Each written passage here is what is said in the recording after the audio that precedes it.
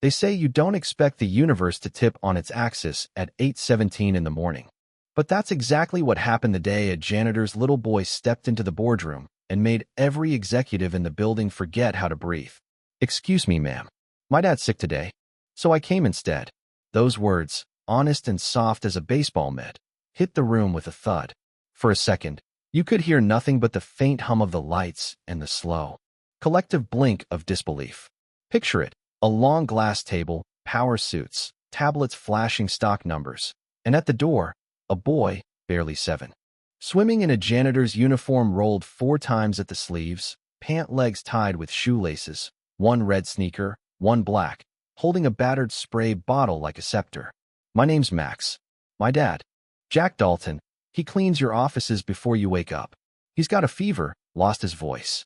He said missing a shift could get him fired, so I came instead.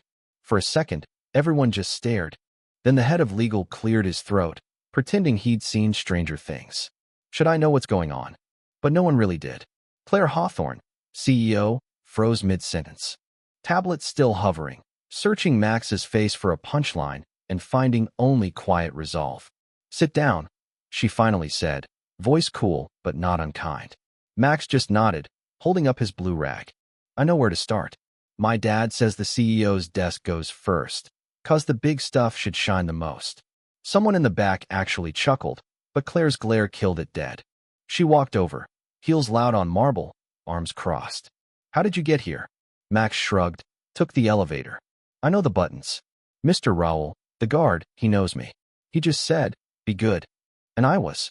There was something steady about the boy, no defiance, just calm, like this whole thing made perfect sense in his world. "Your father knows you're here?"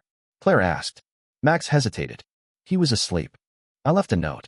Didn't want him in trouble. Used my own quarters to ride the bus." You could feel the room starting to thaw, just a little. "You took the city bus? Alone?" "Yes, ma'am. I wore this so folks thought I belonged." HR started to fidget, talking about security, but Claire held up a hand. "We'll handle it." Then, kneeling to eye level for the first time in years, she asked, "Why do you think this was okay?" Max furrowed his brow. "Because it was right. Daddy says you take care of your people, even if it's hard, even if nobody claps." That line, simple, clumsy, true, landed hard. "Follow me," Claire said, leading him out, executives trading glances, unsure what protocol covers being upstaged by a kid with a spray bottle. In her office, sleek and spotless. Max eyed her desk. "Is this your real desk?" "Yes." "Then I start here."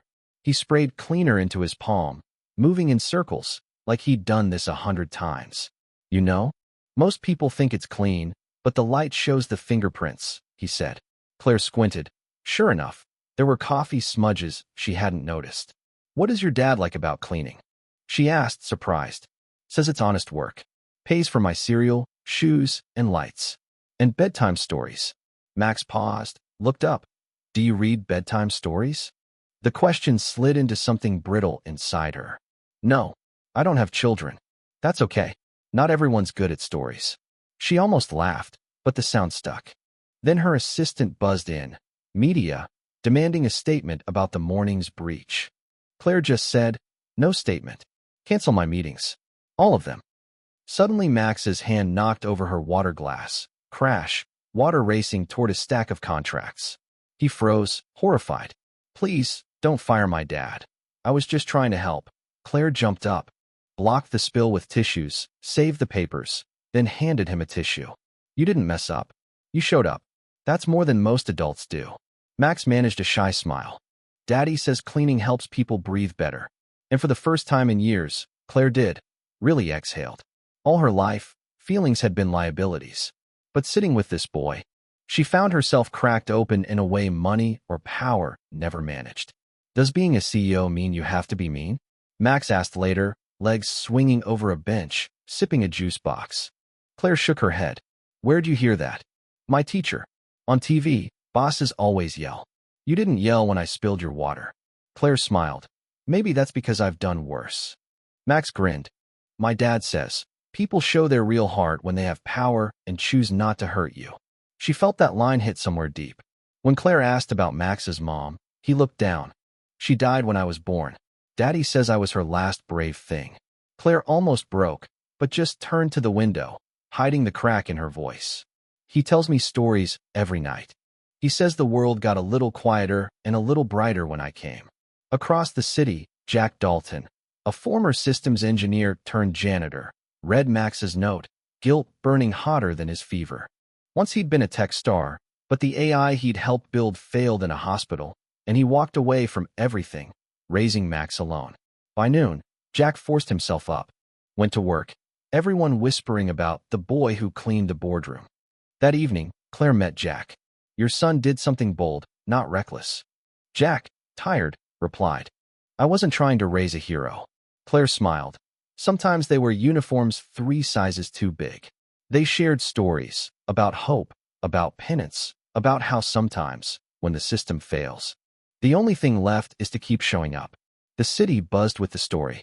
The viral video, the kid in the boardroom, traveled faster than any quarterly report. Claire's VP wanted to spin it for PR. She refused. He's not a prop. He's a reminder. Of course, the board noticed. Rumors swirled. She's compromised, emotionally unstable. They called a vote. Claire stood her ground, voice calm. If treating people with dignity means I'm unfit to lead, vote me out. But if our measure of success is only who sits at our table, we're already lost. The board voted, barely, but she stayed. Jack brought Max to the next meeting. The little boy stood beside his dad, holding a paper. A company isn't great because it makes money. It's great when it makes people matter.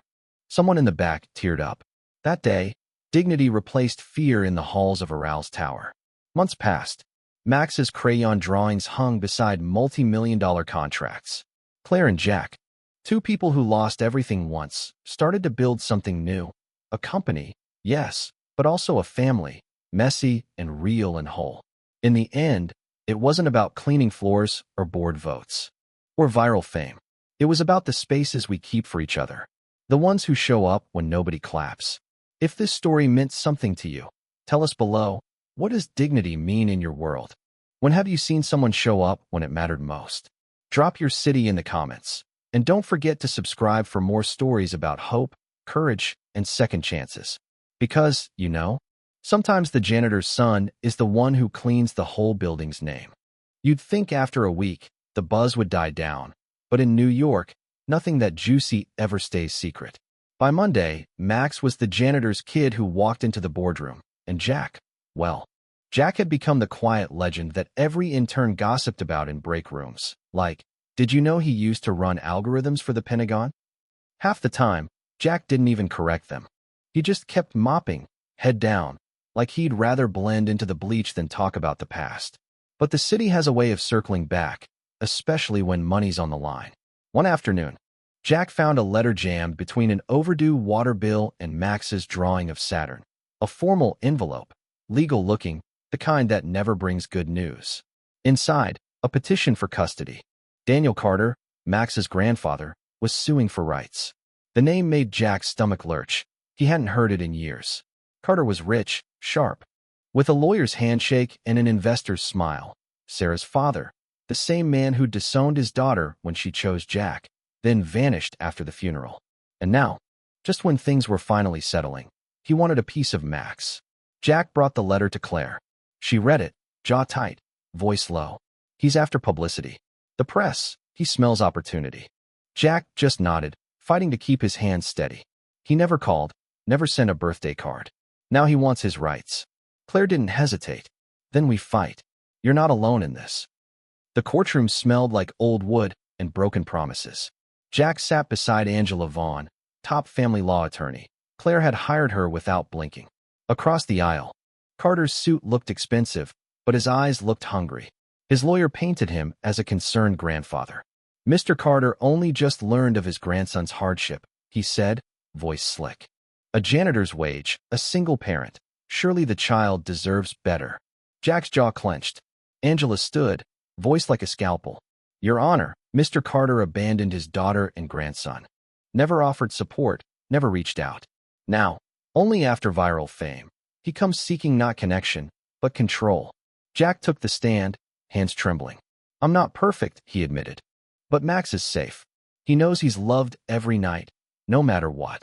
In the back row, Claire watched, eyes glassy but unflinching. Carter's turn came. He smiled for the judge, but his words landed hollow. I just want what's best for the boy. Resources. Opportunity. Angela shut it down. Parenting isn't about status, it's about sacrifice. And Mr. Dalton's given more than most ever would. The judge took 2 days to decide. 2 sleepless nights where Jack lay on his thin mattress. Max curled beside him and wondered if love was enough. When the verdict came, it was short and clean. Petition denied. Custody remains with Mr. Dalton. Outside, the city buzzed as usual, but for Jack, it felt like the first real breath in years. Claire met him on the courthouse steps, sun painting her hair gold. You did it, she said. We did, Jack replied. Max ran up, clutching a sticker from Angela, oblivious to how close he'd come to losing everything. Will you tell him? Claire asked quietly. Jack nodded, voice raw. Someday, when he's old enough to know family is the people who fight for you, not the ones who show up when it's easy. But in New York, victories come at a price. The press was relentless. Someone dug up a security photo of Claire and Jack near the maintenance corridor. Headline: CEO and janitor. Power, proximity, and perks? In the elevator, whispers sharpened. Jack heard a manager joke. Guess we should all befriend the cleaning crew, huh? Even some staff started calling him Mr. VIP instead of Jack.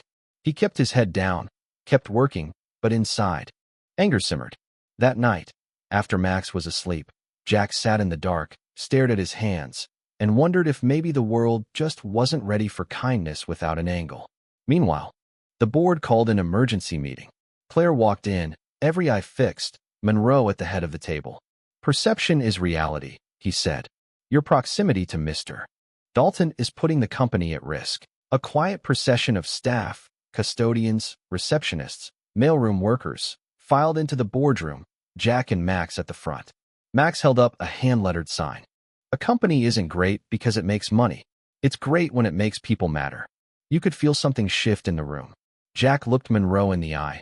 I didn't ask to be here, but I won't apologize for reminding you it's not just your world. For the first time, the suits fell silent, not out of respect for her title, but for what she stood for. Weeks later, things changed. A plaque appeared in the lobby. Welcome in. Executives started saying good morning to janitors. Claire and Jack, finally on their own terms, began building something new. A company called Clear Line, digital tools built by people who actually did the work, not just the folks with MBAs. Jack's motto, scribbled in Max's handwriting. Because clean means honest. The prototype app, simple, elegant, launched in 2 Fortune 100 betas, but the best feedback came from a janitor in Chicago. First time the system talked to me, not at me. And sometimes, late at night, they'd all sit around Claire's kitchen table, burning cookies, talking about what it means to start over. You know, in the end, it wasn't about titles or press, or even the battles won. It was about the rooms where nobody cared how you started, only where you chose to show up next. Because sometimes, the ones who mop the floors end up cleaning the name of the whole place. If this story made you feel something about justice or dignity, or what it means to fight for what's right, drop your thoughts in the comments. Tell us where you're watching from, and share your take on what makes a family, what makes a legacy. Subscribe if you want more stories that remind you not just of what the world is, but what it can be if we choose to show up for each other.